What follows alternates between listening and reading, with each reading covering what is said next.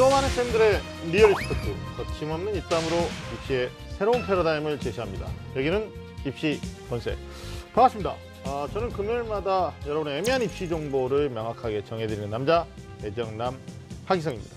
자, 오늘도 저와 함께 우리 윤신혁 선생님 나오셨습니다. 반갑습니다. 네, 안녕하세요. 일산대진고등학교의 윤신혁입니다. 네. 제가 오늘 목소리가 좀 멋있지 않습니까? 네, 일부러 그렇게 하는 게 아니고요. 우리 시청자가 헷갈리실 수 있는데 우리 윤 선생님께서 지금 편도염이 오셔가지고 목 상태가, 건강 상태가 굉장히 안 좋습니다. 병원에서는 절대 말하면 안 된다고 하지만 우리가 리얼이기 때문에 그냥 모시고 가겠습니다. 뭐 사실 중간에 가다가 목소리가 안 나오면 화이트보드를 이용해서 본인의 의사를 개진하겠다. 뭐 이런 식으로 지금 목이 안 좋은 거지 뭐 머리가 나쁘거나 이런 건 아니잖아요. 얼굴도 그대로고요. 얼굴도 그대로고. 정신도 그대로. 예, 알겠습니다. 하여튼 살아 있잖아요. 우리가 살아 있으니까 어떤 방송 중에 목소리가 갑자기 기적적으로 좋아지는 것도 한번 기대해 보도록 하겠습니다. 자, 오늘 입시본색에서는 아주 특별한 분을 또 모셨습니다. 최근 가장 주목받는 교육학자이시고 또 대학 교육의 현실에 대해서 경종을 울리고 우리 교육의 문화가 나아가야 될 방향에 대해서 좀 좋은 것들을 제시하고 계시는 분이신데 교육과 혁신연구소 이혜정 소장님 모셨습니다. 안녕하십니까? 안녕하세요. 이혜정입니다. 입시본색에서 처음 인사드립니다. 네. 교육 정책이 어떻게 시행되느냐 이런 것들에 대한 이제 우려와 기대감도 있잖아요. 그러나 사실 또 학부모님이시고 자녀도 두고 계시고 제안도 해볼 수 있는 거고요. 예. 또 거시적 차원에서 이렇게 갔으면 좋겠다. 네. 또 이 입시본색이 보통 방송이 아니거든요. 어떤 방송? 다른 데서 할 수 없는 얘기도 이렇게 편하게 하셔야 돼요. 예. 매니아층이 있어요, 우리가. 네. 그러니까 이게 다른 데서는 체제 전복적인 이야기 못하는데 여기는 해도 되거든요. 전복 뭐 이런 거. 네. 너무 전복 그러니까 교육 체제 개선과 필요하다면 전복. 필요하다면 전복. 오케이. 알겠습니다. 수위를 적당하게 조절하는 걸로. 오늘 이혜정 소장님의 활약을 좀 저희가 기대해 보도록 하겠습니다. 좋은 말씀 많이 나눴으면 좋겠다는 생각이 들고요. 이쯤에서 우리 윤 선생님이 오늘의 주제를 조금 말씀해 주시죠. 네.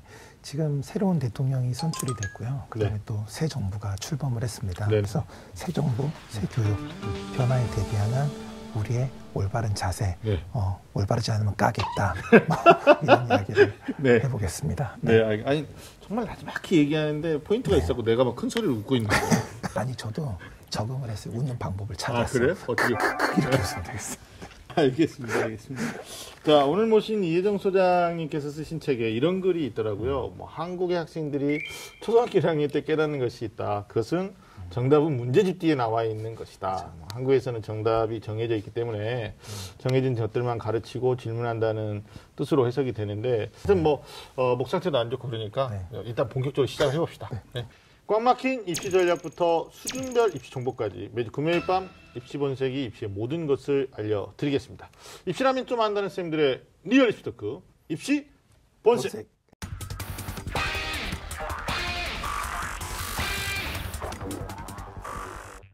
문재인 대통령은 이제 공교육비의 국가 책임, 또 교실을 바꾸는 교육, 공정하고 깨끗한 희망교육, 또 국민이 결정하는 교육, 개혁을 통한 교육혁명들에 대해서 많은 약속을 했었습니다. 새 정권 교육 공약 뒤집어 보기. 자, 문재인 대통령의 교육 공약 중에서 입시하고 대학에 관련된 내용이 굉장히 민감한데 이걸 좀 살펴볼 텐데, 사실 교육 공약 같은 경우는 이제 처방전 같은 거라고 생각이 돼요. 정권 바뀔 때마다 이런 게 있었으니까. 분명한 이유가 있겠죠. 문제는 그동안 지나치게 자주 바뀌어서 이게 처방전이 이게 받을 때마다 약물이 다른 거였던 거예요. 그래서 사실 교육 수요자들이 학생 학부모들이 굉장히 힘들었는데 새 정부 들었을 때마다 달라지는 교육 정책, 이거 어떻게 생각하시는지 우리 이거부터 조금 오늘 선생님들하고 같이 한번 얘기를 해볼 텐데, 이혜정 선생님 얘기 좀 해주시죠. 예. 핀란드가 10년에 한 번씩 국가교육과정을 바꿉니다. 네. 그렇게 한 번 바꾼 동안에 우리 국가교육과정은 18번 바뀌었습니다. 네. 그런데도 우리 교육이 이런 상태입니다. 네. 우리 국가교육과정에 보면 창의적인 인재 양성하고 전인적인 인간형 이렇게 좋은 말은 다 들어가 있습니다. 근데 그렇게 좋은 말은 다 들어가 있고 기르고자 하는 인재의 역량은 굉장히 아주 그냥 최첨단을 걷고 있고 그 국가교육 과정만 보면 우리나라 교육이 문제라는 것을 상상할 수가 없습니다. 그런데 우리가 기르는 교육 자체는 이제 그 교육 과정에 써 있는 목표와는 전혀 다른 그런 결과를 우리가 계속 이렇게 얻어오고 있는 상태인데 제가 생각하기에 지금까지 대입 시험이 계속 바뀌고 정책이 바뀌었다고는 하지만 본질, 그 속에 있는 에센스, 속에 교육 알맹이는 근본적으로 바뀌지 않았고 어떤 학생, 어떤 능력을 기르는지 이런 것은 제대로 바뀌지 않은 상태에서 문제의 근본을 진단하고 그거에 따른 정말 근본적인 처방이 아니라 계속 이렇게 표면에 있는 상처를 가리는 데일밴드식의 이런 정책을 계속 해왔기 때문에 그래서 이런 새 정권이 들어설 때마다 달라지는 교육 정책 그리고 같은 정권 내에서도 계속 교육 정책이 바뀌고 이런 문제가 생기는 것이 아닌가 이런 생각이 듭니다. 그러네요. 하여튼 뭐 지금 새로 들어선 정부한테 우리가 뭐 어떤 걸 바란다라는 차원에서 오늘 좀 전개해 나갈 텐데 그간의 문제점 뭐 저는 200% 공감하는데 우리 윤식 선생님 어떻게 생각하십니까? 그러니까 앞서도 처방전이라고 말씀하셨잖아요. 근본적인 문제를 해결하는 게 아니고 말 그대로 단기 처방. 당장 국민들을 조금 기분 좋게 만들어주는 정도의 조삼모사 수준 정도의 처방은 더 이상 그만해야 된다. 그러니까 교육은 처방전이 아니라 기본 설계다. 국가의 가장 기본이 되는 설계다. 이런 관점이 필요하다고 저는 생각이 됩니다. 이번 대선 때 그 다양한 교육 공약들이 나왔거든요. 너무 많아요. 근데 혹시 대선 후보들, 뭐 당선자뿐만이 아니고 대선 후보들의 교육 공약 중에서 좀 이거는 좀 됐으면 좋겠다. 뭐 이런 거 있으신가요, 혹시 교수님? 제가 대선 후보들의 교육 공약에 교육이 없다라는 칼럼을 쓴 적이 있습니다.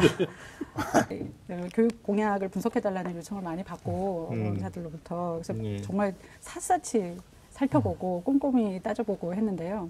교육에서 선생님 계시겠지만 교육에서 가장 중요한 거는 우리 애들이 어떤 능력을 어떤 그런 잠재력을 이렇게 끌어내줄 수 있는지 키워줄 수 있는지 이런 거가 가장 본질에 두고 그런 거를 이제 딱 비전으로 설정을 해두고 이런 길로 가자라고 설정이 됐으면 그거에 따른 제반 정책 전략 이런 것들이 이제 이루어져야 되거든요. 근데 아무도 그 알맹이는 얘기하지 않아요. 그러고서 이거를 뭐 학제 개편을 한다 그러면 똑같은 공부인데 6년으로 5년을 하든 똑같은 공부인데 수능을 절대평가를 하든 예를 들어서 똑같은 공부라면 똑같은 공부인데 뭐 전형을 어떻게 바꾸든 어차피 애가 실제로 문제집을 보면서 공부하는 내용이 같으면 저는 교육은 하나도 안 변한다. 그리고 궁극적으로 길러지는 능력도 대동소이 별로 변하지 않기 때문에 우리는 이 시대적인 흐름에 따른 어떤 역량은 경쟁력 있게 길러줄 수가 없다. 그런데 지금 이 주변에 있는 정책들만 그 계속 건드린다는 거는 이거는 완전히 이제 미봉책일 뿐이다. 저는 그렇게 생각합니다. 본질에 대한 접근이 없고 그냥 눈에 보이는 현상적인 것들에 대해서 개선하려고 하는 것들이다. 이렇게 말씀해 주셨는데 상당히 공감이 됩니다. 그래도 혹시 있나요? 네, 저는 그 제일 눈여겨본 게 교육위원회가 제일 눈에 들어왔거든요. 교육위원회. 이게 뭐냐면 사실 우리 그 이희정 소장님 같은 이런 분들 여기서 얘기하시고 뭐 언론에서 막 강의 많이 하셔도 교육에 반영이 안 돼요. 네, 정말 계란으로 바위치. 왜냐하면 대한민국의 교육은 초중등교육법에 의해서 대통령이 정한 교육부 장관 명예에 의해서 이루어지기 때문이에요. 근데 이게 일선 학교까지 같은 방식으로 가요. 실제로 경기도 교육청에서 어떤 일을 했냐면 경기도 관내에 있는 500명의 선생님을 모아놓고 경기도 교육의 가장 현안이 뭐냐에 대한 그런 대토론회를 했어요. 퍼실리테이터를 놓고 그다음에 의견을 직접 수렴하는 과정을 거쳐서 했는데 다 이게 투표해가지고 보니까 뭐가 나왔냐면 학교장의 제왕적인 권위가 문제다. 즉 무슨 얘기냐면요. 이건 물론 전국의 교장 선생님 얘기가 아니고 물론 저희 학교 교장 선생님 엄청 좋으시거든요. 민주적이시고 정말 잘생기셨고 엄청 저랑도 친하고 방송을 보기를 바래요. 그런데 그게 뭐냐면 아무리 친하고 좋아하고 이거하고는 다르게 이 개별 교사가 교육에 관여하는 사람들이 의사소통하고 의견이 수렴되는 시스템 자체가 없는 거예요. 그러니까 소장님 같은 분이 얘기하셔도 반영이 될 수가 없는 거죠. 소통 창구가 없는 거죠. 그렇죠. 그래서 이 교육위원회가 교육위원회가 개설이 되고 이게 운영이 돼서 장기적인 교육 플랜을 세운다. 저는 이건 굉장히 긍정적이고 아주 기대되는 공약이에요. 아무튼 교육위원회에 대한 시도는 굉장히 긍정적이다. 저는 이렇게 생각합니다. 저도 완전히 동의하는데요. 교육위원회를 세운다는 그런 대선 후보들이 이제 전부 다 비슷한 공약을 내놨는데 그거는 이제 교육부를 축소나 폐지를 하고 교육위원회를 만들겠다 이런 말이잖아요. 근데 저는 이제 교육부를 폐지 혹은 축소를 한다는 그거 전적으로 동감을 하고요. 다만 교육부를 폐지한다 혹은 축소한다라는 말이 나오게 되기까지는 교육부가 그동안 너무 역할을 제대로 못하고 네. 또 너무 그 구성원들인 교사, 학부모, 학생들을 괴롭혔다라는 그런 이제 인식이 아주 그 크기 때문에 그런 얘기를 한 거잖아요. 네. 그런데 그러면 그렇게 괴롭혔던 그 수많은 일들, 업무들, 그거를 폐지를 한다고 해서 그러면은 교육청이나 아니면 학교장으로 다 이관할 것이냐, 아니면 없앨 것이냐, 아니면 교육권을 교사들에게 돌려줄 것이냐, 이런 어떻게가 되게 굉장히 중요할 것 같아요. 네네. 그래서 교육부를 폐지한다 혹은 축소한다 그것만으로 모든 것이 해결되는 게 아니라 이 양을 어떻게 할 것이고 뭐를 접을 것이고 뭐를 이렇게 이제 이관을 할 것인지에 대한 이제 합의가 좀 많이 논의가 되어야 되지 않을 이런 생각이 듭니다. 정말 끝까지 한번 논의가 됐으면 좋겠어요. 정말 예. 심층적인 논의. 예. 그러니까 이제 이게 대의원제라는 게 모든 사람이 참여할 수 없으니까 대표성을 띠고 있는 사람들끼리 모이는데 뭐 이게 안 좋은 음성적인 얘기입니다만은 아파트 재개발 그 대의원들 보면 자기 이익에 따라서 자기네끼리 막 결정해버려요. 근데 이게 교육위원회에 대한 또 부모님들 걱정이 뭐냐면 진짜 민중들, 그러니까 소위 말하는 학부모님들의 의견이 전달되지 않고 또 그냥 뭐 일부 선생님들이나 또 일부 교육학자들이 또 이게 소위 말하는 온탁회의 해가지고 말이죠. 현실과는 동떨어진 정책을 위반하면 사실 그건 명분이 없는 거 아니냐. 또 이런 것도 있기 때문에 정말 협치하고 싶어 하시고 또 국민의 소리를 듣겠다고 하시는 분이 지금 당선되셨으니까 어떤 그 절차와 방법적인 측면들도 조금 뭐 혁신적인 것들이 좀 나왔으면 좋겠다. 정말 학부모님한테 다가가고 또 학부모님들이 직접적으로 학생들도 좀 의견을 했으면 좋겠다는 거. 아니 이번에 지금 좀 이따 뒤에서도 얘기하겠는데 뭐 문재인 대통령 당선되고 새 정부의 교육 공약에 대한 여러 가지 설문조사들이 있었어요. 뭐 대학 입학처장들한테도 물어봤고 또 학생들을 가르치는 교사들한테도 물어봤고 실제 학생 학부모한테도 물어본 데이터들이 있거든요. 사실 뭐 그게 원래는 출마하시는 선상에서 우리가 집권하게 되면 이런 교육 정책을 갖고 있는데 어떻게 생각하십니까?라고 사전 설문했으면 얼마나 좋았을까. 그리고 나서 그렇군요. 국민들의 뜻이 유초 중고가 생각이 이렇게 다르군요. 그래서 교육 정책이 위반됐다면 조금 더 낫지 않았을까라는 생각도 저는 개인적으로 해보는 거예요. 네. 본질을 건들 수 있지 않았을까 싶어요. 네. 그런 교육위원회 같은 거 만들 때 저는 이제 교육부의 그동안의 여러 가지 업무들 네. 그리고 교육청에서도 마찬가지의 업무가 있을 건데요. 그게 이제 학부모들한테 직결되기보다 이제 교사들한테 직접 할당되는 업무들이 굉장히 많아서거든요. 이게 얼마나 그 체제적인 문제냐면요. 작년에 제주도에서 한 국제학술대회가 있었는데 거기에 핀란드에 있는 교육위원회에 있는 어떤 분이 와서 이제 발표를 하셨어요.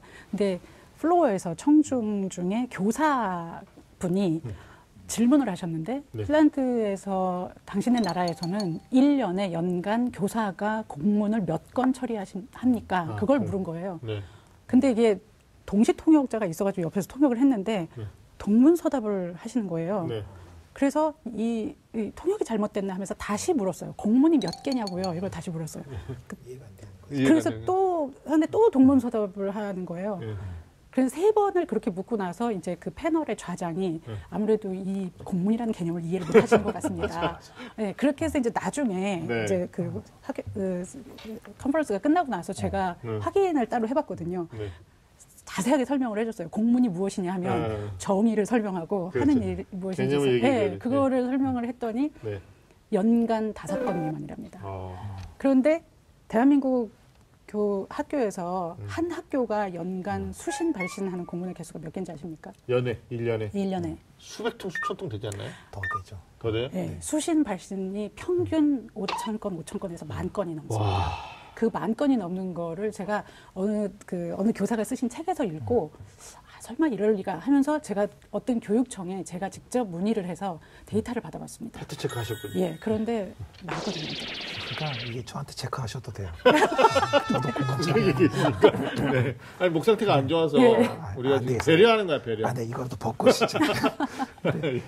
일을 공문 처리가 우선적으로 할 수 없는 경우가 많아요. 수업 준비하거나 아니면 다른 교육을 또 하다 보면 공문이 쌓이거든요. 그러니까 전 좀 쌓일 때 좀 기다려요. 왜냐면 그 쌓이면 기간이 지나. 기간이 지나면. 근데 그렇게 놔두면 일주일 정도 놔두면 쌓이는 공문이 한 50개 정도 돼요.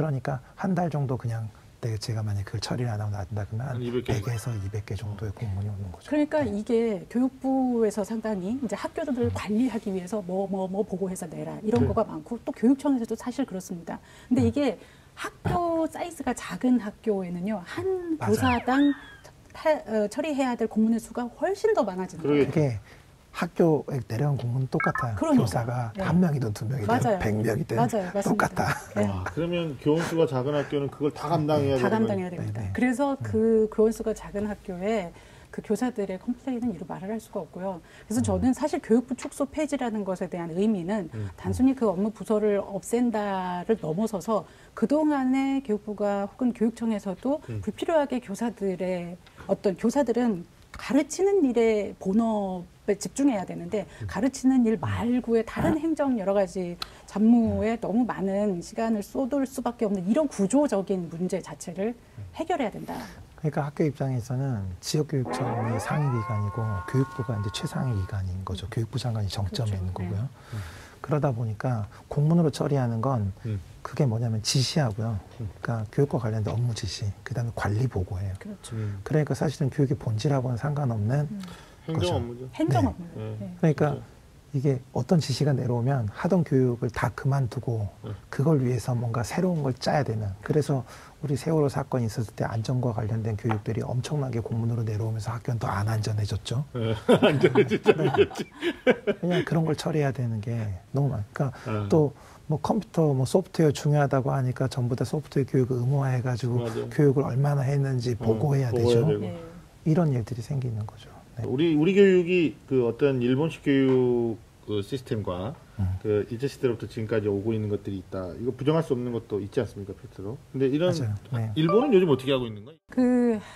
제가 이제 얼마 전에 그러니까 몇 년 전에 우리의 수능 문제가 얼마나 심각하게 정말 그 4차 산업혁명에 대비하지 못하는 네. 맞아요. 인재들을 기르고 있는지를 분석을 하다가 네.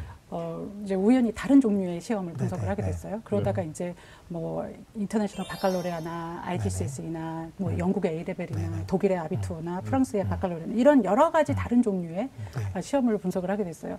사실상 각 나라의 대입 시험 문제를 들여다보면요. 쫙 네. 펼쳐놓고 같이 비교를 해보면 네. 그 나라가 어떠한 인재상을 추구하고 있는가가 보입니다. 수준이 나타나. 네, 그래서 그 시험 문제 자체만으로도 사실은 그 나라의 어떤 교육 체계 아니면 기르고자 하는 목적 그리고 어떤 종류의 수업이 이루어지고 있는지가 다 짐작을 할 수가 있거든요. 네.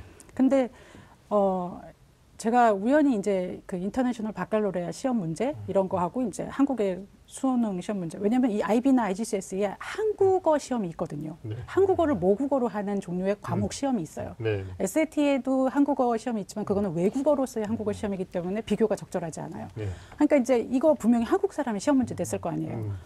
어떻게 이런 시험 문제를 내지?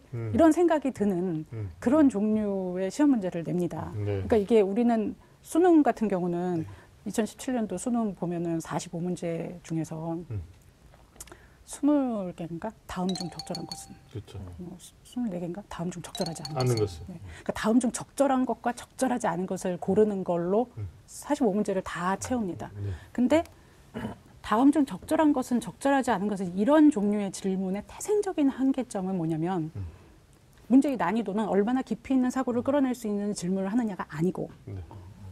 5개의 보기가 얼마나 서로 비슷한가. 그러니까 다 답 같으면 난이도가 높은 거고 그렇죠. 뚜렷하게 아무리 깊은 질문이라고 하더라도 하나만 답 같으면 난이도가 낮은 겁니다. 네. 그게 이제 그렇게 해서 그 미묘한 보기들의 미세한 차이를 변별할 수 있는 역량을 우리는 높은 성적으로 보상을 하는 그렇죠. 이런 구조적인 시스템이잖아요. 그러니까 이제 깊이 있는 생각을 할 수 있는 여지가 전혀 없는 그런 시험인데 예를 들어서 이제 뭐 인터내셔널 바칼로레아 시험 같은 걸 보면은 IGCSE 시험 같은 경우는 법정 스님의 무소유 지문을 놓고 개용목의 백치아다다의 지문을 쭉 이제 놓은 다음에 제시를 한 다음에 이 두 지문에서 소유의 부정적인 측면과 무소유의 긍정적인 측면이 어떻게 다르게 기술되었는지 비교 분석하시오. 이런 거를 1시간 이상 쓰게 한다든가 아니면 뭐 문체가 주제와 긴밀한 연관성을 가지는데 문체가 주제를 어떻게 잘 드러내고 있는지, 독자에게 어떤 영향을 미쳤는지 2개 이상의 당신이 읽은 작품을 들고 비교 대조해서 논하시오. 이거 2시간 쓰는 거예요. 네. 예를 들면 이런 국어 시험 혹은 뭐 이런 게 있는데 이런 시험을 분석을 하다가 이제 칼럼에 썼는데 모 신문사에서 이거 되게 중요하니까 헤드라인으로 좀 합시다. 취재를 좀 해봅시다. 이러더라고요. 그러는 과정에 우연히 이 시스템을, 그러니까 그 시험 시스템을, 제가 놀랐던 그 시험 시스템을 일본이 공교육의 문부과학성에서 주도를 해가지고 도입을 했다는 사실을 발견을 한 거예요. 그래서 어떻게 보면은 이제 의도치 않은 특종을 한 그러네요. 거였는데, 근데 제가 직접 문부과학성에 전화를 해봤습니다. 네. 무슨 생각으로 이걸 도입을 하셨습니까? 그랬더니 일본에서의 그 얘기가 자기네들은 잃어버린 20년 회복하려면 경제재건 해야 되는데 경제재건 하려면 인재재건이 불가피하고 인재재건 하려면 교육 개혁과 혁명이 불가피하다. 네. 그런데 일본의 기존의 수능인 센터 시험을 다 뜯어고치려면 너무나 많은 이해관계가 얽혀 있어가지고 그거를 뭐 누더기가 될 수 있을 것 같아서 그냥 아예 통째로 덜어냈다. 히딩크를 수입했다. 이런 개념으로 이제 그러네. 얘기를 하는 축구로 거예요. 히딩크. 예, 그렇게 이제 해가지고 그런데 일본에 그럼 수능인 센터 시험을 없앴냐? 그렇지 않아요. 일본의 수능 센터는 그대로 두고 네. 투 트랙으로 이걸 또 두는 거예요. 그래서 네. 이게 문부과학성에서 이 커리큘럼을 이제 전체를 다 일본어로 번역을 해서 네. 여기에 뭐 커리큘럼 시험 문제, 그다음에 자료, 소스, 운영 방식 이걸 모두 다 일본어로 그냥 일본 그 전체 공교육에 배포를 하는 거예요. 그러면 이게 굉장히 가용한 그런 리소스가 되잖아요. 이렇게 해가지고 일본의 공교육에 이제 내년까지 200개의 공립학교에 이걸 심겠다. 근데 이렇게 심는데 예를 들어서 민사고나 용인외고도 한 학교에서 2가지 학제가 운영이 되고 있거든요. 국내반, 국제반 이런 식으로. 맞아요. 이 일본 내에서도 한 학교를 아이비 학교 아니면 일본 정통 교육 커리큘럼 이렇게 하기도 하지만 같은 학교 내에서 학생들한테 이 커리큘럼 선택할래? 이 커리큘럼 선택할래? 선택권을 주는 거예요. 네. 그러면 어떤 선생님은 여기도 가르칠 수 있고 여기도 가르칠 수 있는데 여기에 가르쳐봤더니 이런 종류의 소스가 있고 이런 종류의 질문이 있더라라는 거를 이쪽에도 이제 일파만파 파급 효과가 퍼지는 거예요. 그걸 일본이 기대를 하더라고요. 그런 방식으로 일본이 교육혁명을 이미 시작을 했더라. 그러니까 일본이 그런 얘기를 하더라고요. 저출산, 고령화, 4차 산업혁명, 일자리 이 모든 것이 사실은 근본적인 원인도 해결도 교육에 있다. 네. 근데 지금 우리는 이제 사회 우리가 문제, 그렇게 오죠. 부동산 문제, 다가오죠. 경제 문제, 네. 일자리 문제 다 딴 거고 그 밑에 하위에 조그만 게 교육이라고 생각하고 맞아요. 있잖아요. 저는 이게 굉장히 근본적으로 잘못된 프레임이라고 생각을 하거든요. 네. 지금 한편 만났어. 한편을 만났어요. 저기 시청자가 오해하실 수 있는데 물입니다. 음료입니다. 네. 생강차. 생강사. 알겠어요. 새 대통령에게 진짜 이런 거 꼭 말하고 싶어요. 이게 적폐청산, 일자리 창출, 그 적폐청산을 하는데 시작이 교육이다. 그렇죠. 그걸 바꿀 수 있는 게 교육이다. 교육을 가장 중요한 정책으로, 아니 제가 선생님이라서 이런 얘기 하는 게 아니고, 아니요. 네, 그게 꼭 그런 인식이 필요한 것 같아요. 부패나 아니면은 그 관리들이 이제 네. 고위 이제 관리들이 부패하거나 그리고 범죄에 대한 이런 그 인식이 없거나 혹은 또 공감력이 없잖아요. 네. 그런 사람들을 선발을 했고 양성을 한 그 교육 시스템이 책임이 있고 사실상 그 교육 시스템이 문제이기 때문에 그런 인재, 새로운 산업, 그 경제, 일자리 저는 모든 것이 사실은 핵심이 교육이라고 생각을 합니다. 네. 그런 인식이 사실은 근본적으로 있어야 되지 않나 새 정부에게 간곡히 청하고 싶은 우리가 생각입니다. 바꾸고 싶은 건 오늘이 아니잖아요. 오늘은 다 끝나가니까 내일을 바꾸고 싶은 거잖아요. 그렇죠. 내일을 바꾸는 유일한 방법이 교육인 거죠. 네. 아니, 저는 이 새 정부에 바란다 이런 차원에서인데 그 시절에 이제 그 현실적인 얘기로 좀 돌아와 보면 우리 입시제도의 학생부 종합전형이라는 제도가 네. 9년 전에 도입됐어요. 네. 예, 그리고 우여곡절이 너무 많았죠. 예, 이걸 근본적인 취지는 굉장히 좋은 정책이기 때문에 가져가야 된다. 아니다, 이게 또 깜깜이 전형이고 이게 뭐 학생들에게 또 다른 그 사실 수시 전형 가운데 이 전형이 가장 힘들거든요. 아이들 입장에서 보면. 맞아. 합격하는데 왜 합격했지 모르고. 자기가 합격했는데 합격이 기쁨을 많잖아요. 알리기도 좀 그래. 그러니까 그래서 로직이 아니라 매직이라고. 네, 매직. 그러니까 수능 준비도 해야 되고 뭐 이것도 해야 되고 저것도 굉장히 힘든 이 정책인데 사실 저는 이 정책에 대해서 어느 정도 좀 근본적인 수술이 좀 필요하지 않을까라는 생각을 갖고 있었는데 지금 나오는 얘기로 보면 그거 계속 승계 발전시켜 나가는 모양새로 가고 있는 것 같아가지고 일부 학부모님들은 또 그 여론조사 해보니까 그 교사가 꼽은 가장 공정한 대입 전형 1등이 3.46이에요. 그게 뭐냐면 정시 수능이라는 거지. 2등이 학생부 교과형이었다는 거죠. 교과형이 어떤 거냐면 정량화돼 있잖아요. 너 내신 몇 등급이고 합격하고 나면 과거 데이터가 있고 이 정도면 내가 쓸 수 있고 객관성 있죠. 3위가 뭐였냐면요. 논술형이었어요. 이게 2.53점 받았더라고요. 왜냐면 요즘 논술이 또 예전하고 좀 달라져서 그런 것도 있고 자연계 논술은 또 수리 논술, 뭐 과학 논술 이렇게 돼 있잖아요. 4등이 특기형이고요. 꼴등한 게 뭐냐면 학생부 종합형이었어요. 고3에 대입에 직면하고 있는 교사들은 우리 교육정책 안에서 어쩔 수 없이 지금 이런 시스템이 더 맞다라고 점수를 주고 있는 거기 때문에 사실상 아까 말씀하신 거에 제가 정리하는 건 아닌데 개혁이 일어나야 되고 뭐 사실 어떻게 보면 혁명이 일어나야 돼요. 전 뭐 지금 주제넘은 얘기인데 사회부 총리와 교육부 총리를 같이 겸임한다는 것도 저는 개인적으로 반대합니다. 교육의 꼭지 하나를 올려야 되기 때문에 저도 그렇게 위상을 높여야 되기 때문에 좀 놀랐습니다 저는. 그렇죠. 구조가 그렇게 바뀐 별도 지금 사회부 총리 같이 하잖아요. 이거 별도로 저는 하는 거 제안하고요. 제가 하겠다는 건 아니고. 그리고 또 하나 이게 고3 교사들의 어떻게 보면 애로 사항이 여기에 지금 묻어나는 거거든요. 근데 궁금한 게 있는데요. 네. 제가 몇 년 전에 서울대에서 이제 재직할 때 학생들이 이제 처음에 수업이 시작될 때 이렇게 자기 소개를 쭉 시키거든요. 네. 근데 20여 년 전에 저희 이제 대학 때는 몇 학번 무슨 과 누구입니다라고 했는데 요새 애들은 몇 학번 무슨 과 수시 누구입니다. 정시 누구입니다. 맞아요. 이렇게 얘기를 하더라고요. 그게 자기네들끼리 그 카스트 클래스를 왜 그렇게 구분을 해서 소개를 하는지 저는 깜짝 놀랐거든요. 그 정시 전형으로 들어온 아이들이 보다 이제 얘네들 관점에서는 공정한 그런 관점에 봤을 때 공부를 훨씬 상위 클래스에서 한다고는 믿음이 있고요. 그렇죠. 논술이나 학생부 종합은 뒷걸음질 치다가 들어왔을 수 있는 확률을 배제하지 않는 거예요. 난 실제 그렇게 들어간 선배를 목격했거나 아니면 이제 자기 동년배죠. 같은 학급에 있었던 또는 같은 학교에 있었던 학생인데 나보다 훨씬 못했던 아이인데 어떤 객관적인 판단 기준 없이 그냥 간 것 같다. 상대적 피해감을 더 많이 느끼는 거예요. 그런 것 때문에 요즘 뭐 일부 대학에서는 수시충이라는 말도 맞아요. 신조어로 나오는 거고. 또 아이들끼리 뭐 소위 말하는 이제 그룹 스터디 같은 거 할 때도 정시로 들어온 아이들끼리 우월감을 느끼고 수시로 나온 애들은 또 자기들끼리 연대를 하고 뭐 이런다는 얘기가 있더라고요. 새로운 어떻게 보면 풍토죠. 네, 새 정권이 들어설 때마다 뭐 기대도 있고요. 또 굉장히 좀 부모님들 입장에서는 뭔가 좀 달라졌으면 하는 것도 있지만 또 이상한 방향으로 가서 좀 걱정스러운 그런 것도 없지 않아 있는 것 같습니다. 오늘 또 소장님 말씀 듣고 보니까 이번 정권부터라도 좀 나라가 바로 설 수 있는 그런 교육 정책이 좀 만들었으면 좋겠다. 저 개인적인 생각은 우리 소장님하고 윤 선생님하고 시간을 내서 교육위원회 활동을 하는 걸로 받아만 준다면 우리는 하겠다. 그럼 일단 두 자리는 확보하고 빼고 구성하라고 제가 전화하겠습니다. 그 전화를 하고 받으라나 모르겠다. 알겠습니다.